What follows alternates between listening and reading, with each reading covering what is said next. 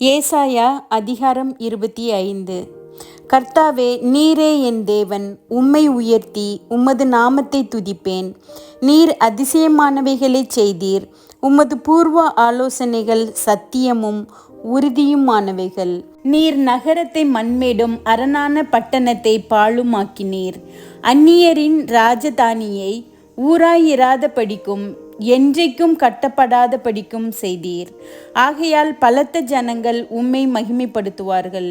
கொடூரமான ஜாதிகளின் நகரம் உமக்கு பயப்படும். கொடூரமானவர்களின் சீறல் மதிலை மோதியடிக்கிற பெருவெள்ளத்தை போல் இருக்கையில், நீர் ஏழைக்கு பெலனும் நெருக்கப்படுகிற எளியவனுக்கு திடனும் பெருவெள்ளத்துக்கு தப்பும் அடைக்கலமும் வெயிலுக்கு ஒதுங்கும் நிழலுமானீர். வறட்சியான இடத்தின் காங்கை மேகத்தினால் தணிவது போல் அந்நியரின் மும்மரத்தை தணிய பண்ணுவீர். மேகத்தின் நிழலினால் வெயில் தணிகிறது போல் பலவந்தரின் ஆரவாரம் தணியும். சேனைகளின் கர்த்தர் இந்த மலையிலே சகல ஜனங்களுக்கும் ஒரு விருந்தை ஆயத்தப்படுத்துவார். அது கொழுமையான பதார்த்தங்களும் பழமையான திராட்சரசமும் ஊனும் நினமும் உள்ள பதார்த்தங்களும் தெளிந்த பழமையான திராட்சரசமும் நிறைந்த விருந்தாயிருக்கும்.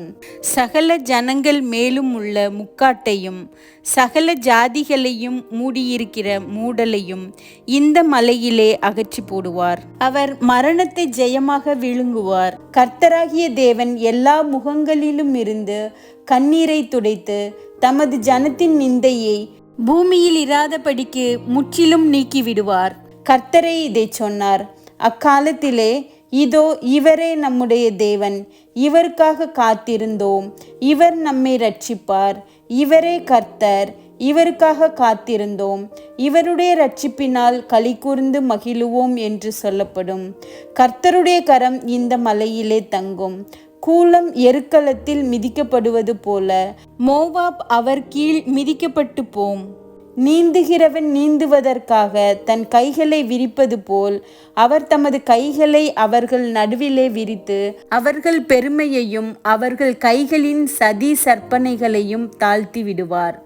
அவர் உன் மதில்களுடைய உயர்ந்த அரணை கீழே தள்ளி தாழ்த்தி தரையிலே தூளாக அழிப்பார்.